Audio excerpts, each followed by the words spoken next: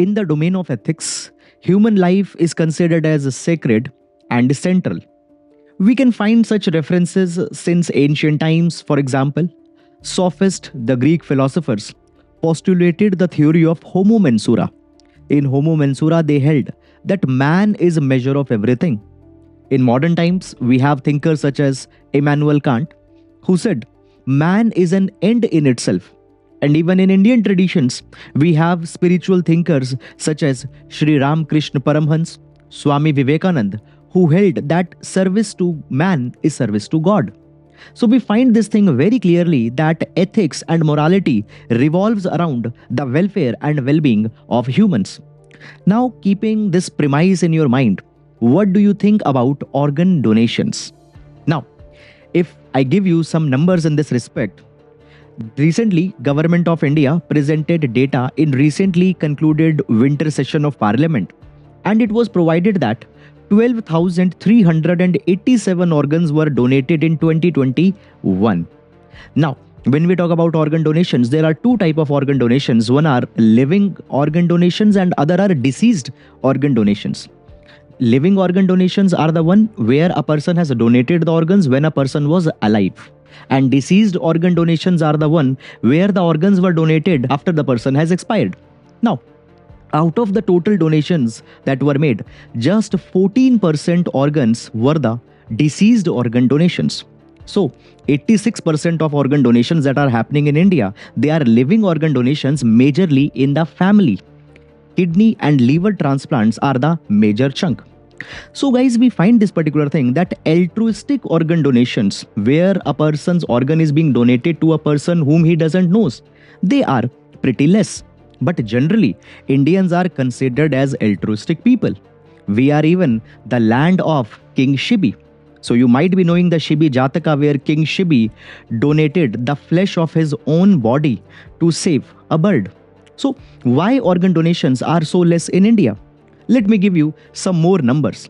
So guys, if I give you the numbers, every year 1.5 to 2 lakh kidney transplants are needed in India. But only 80,000 people get such transplants. If we talk about liver transplants, 80,000 liver transplants are needed every year in India, but around 18 or 1900 people get such transplants. Fine. So the data is something which shows that generally altruistic organ donations are not there.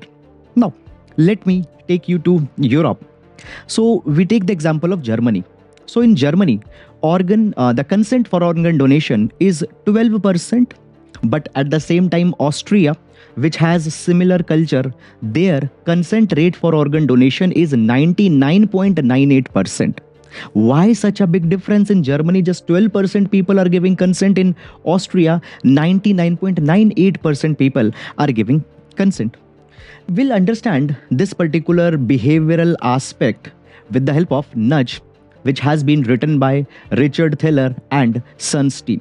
Now, to understand this particular pattern of behavior, I would like to explain you some basic concepts. Number one, status quo bias. Status quo bias means that a person doesn't want to change their default condition.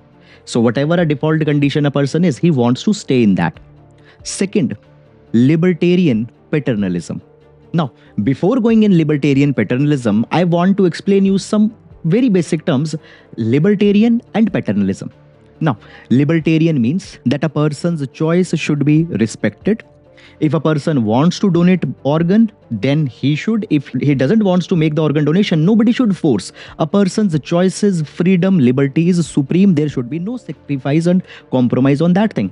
People want to wear helmet, good. They don't want to wear helmet, you can't force.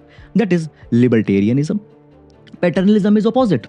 In paternalism, it is postulated that sometimes people are to be forced to behave in a certain capacity. For example, we know this thing that wearing a seat belt, wearing a helmet is not an option. You have to do that thing. This is the example of paternalistic policy. Now, both have its own limitation because libertarianism though respects your choices, but many number of times will not make rational choices. Fine. But on the other hand, paternalism enforces certain behaviors on you for your welfare. But where is liberty? Where is freedom? So both libertarianism, paternalism have its own problems. Now Richard Thaler introduces the concept of libertarian paternalism. Now, what they provide here, they provide that sometimes people have to be given some nudges, they have to be given some reminders. And after giving them reminders, they need to be left free if they want to continue or not. Now, what is the application of libertarian paternalism in organ donations? You might be thinking that thing. Now, I'll come on that point. Now, basically, when we talk about organ donations, there are two systems on which it operates. One is opt-in system, other is opt-out system.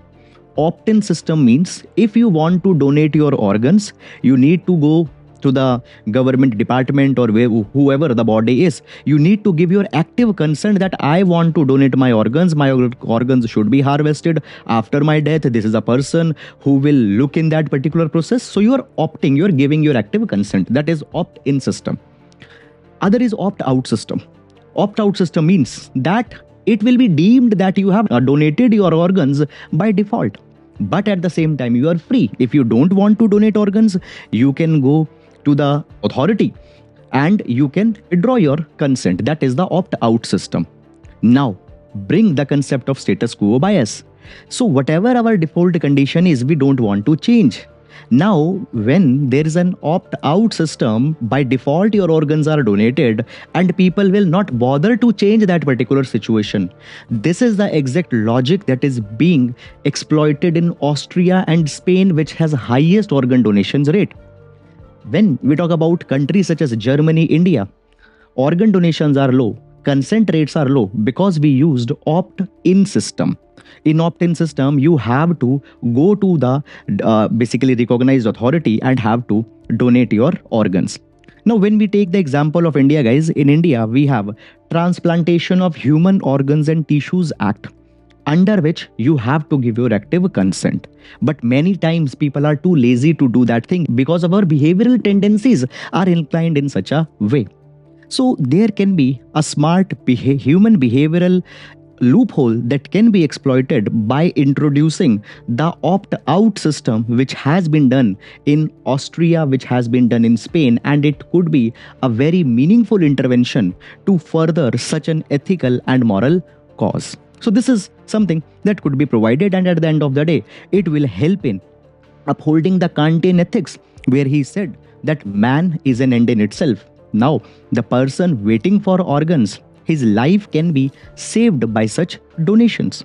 So, guys, please let me know what do you think about this idea. So that is all for today. We'll meet in next video exploring such other ethical nuances in this session of Ethically Speaking. Thank you so much.